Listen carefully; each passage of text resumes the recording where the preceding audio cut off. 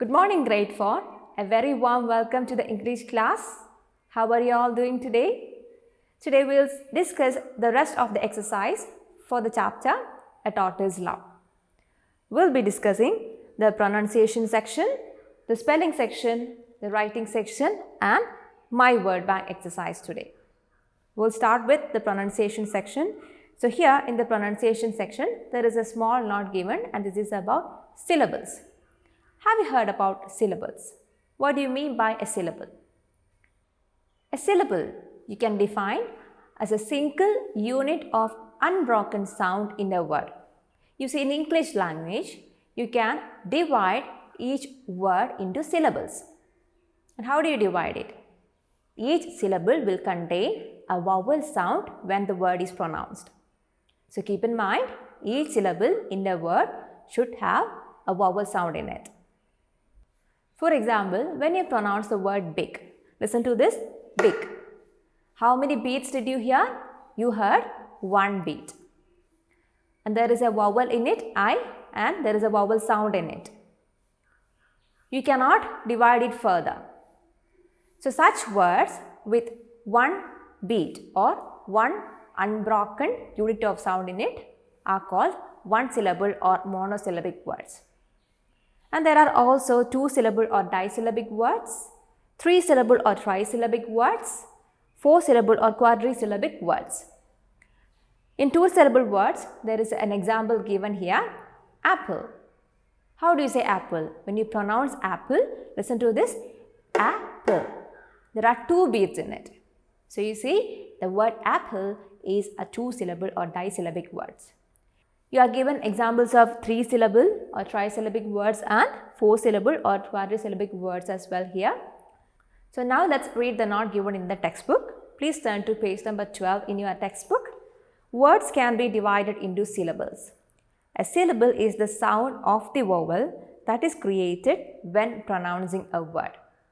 And keep in mind that each syllable should contain a vowel sound. Now there is a small table given there. Let's have a look at it. Read these words and tap your desk with a pencil for each syllable. So the first word given there is visiting. And they have also divided the syllables. Now let's try to pronounce the word visiting.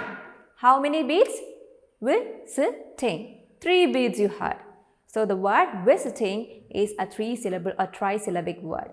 The next word is remembering. How do you pronounce it? Remembering. Four beats. So it's a four syllable or quadrisyllabic word. And here there is an exercise given.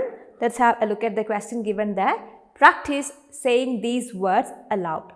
Work with your elbow partner and write how many syllables there are in each word. So you can see a few words are given here. 8 words are given here. You have to divide the syllables in each word. If needed, you can use a dictionary or you can search for the pronunciation of this word online in the presence of your parents so that it will be easy for you to identify the syllables. You can use an online dictionary and if you are searching for the pronunciation, you have to look for the British pronunciation of these words.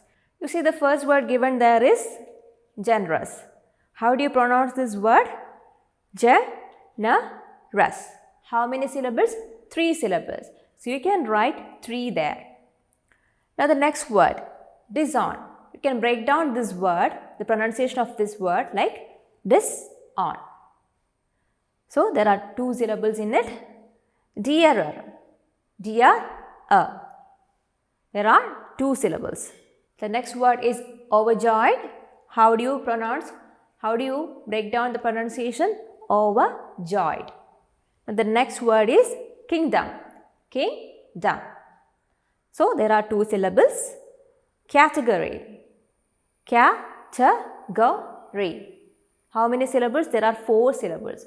So category is a quadrisyllabic or 4 syllable word. Now the last one, forgive. There are 2 syllables. Forgive.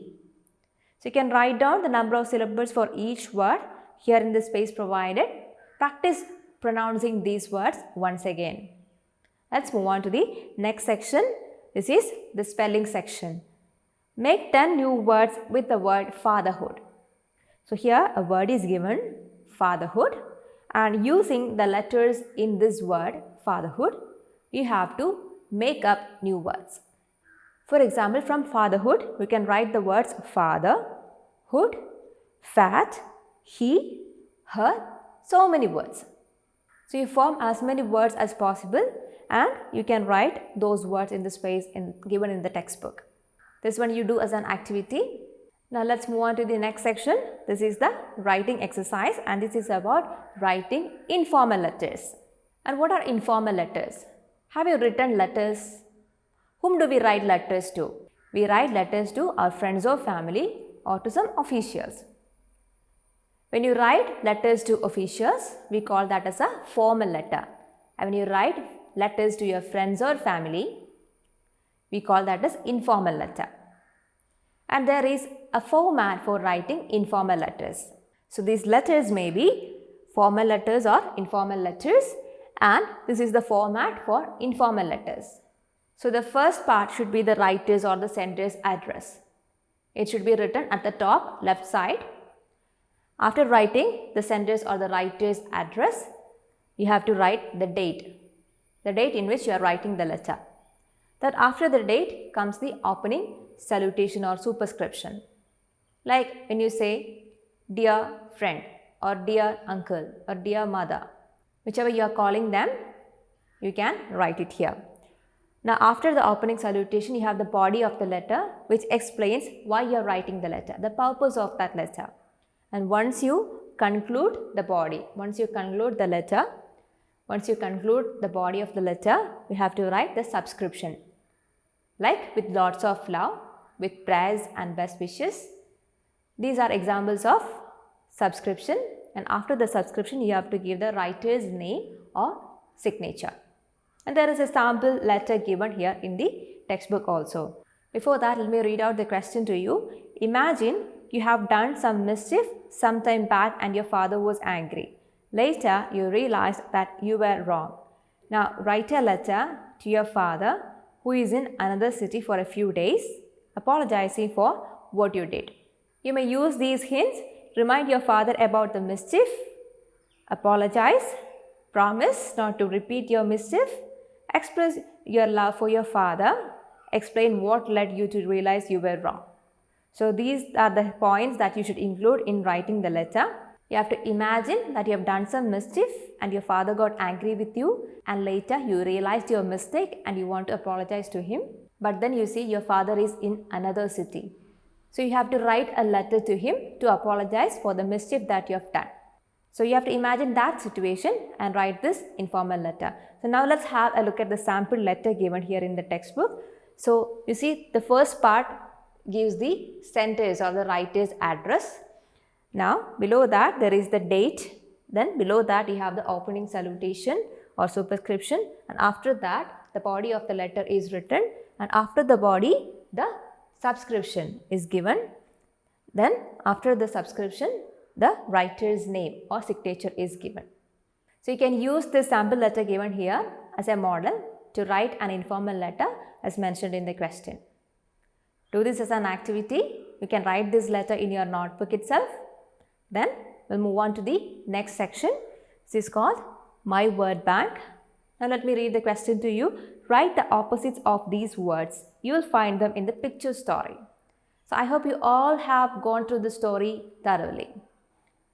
So you must be familiar with the words used in the story. Here a few words are listed. You have to find out words from the story which mean the opposite of the words given here. For example, the first word given here is disobey.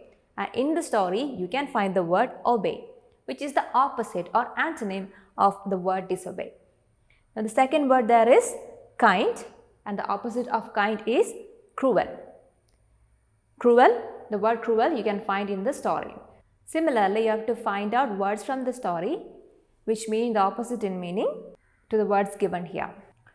Now, let me remind you the homework for the day. You have to complete the spelling, writing and my word bank exercise, and also you have to go through the digital resources for this chapter. You can access it through Macmillan's website using a username and password, and make sure you register your textbook with the token number given at the back side. So once you're done with all the activities, make sure you submit it in Microsoft Teams. That's all for today, children. We'll meet again. Till then, bye.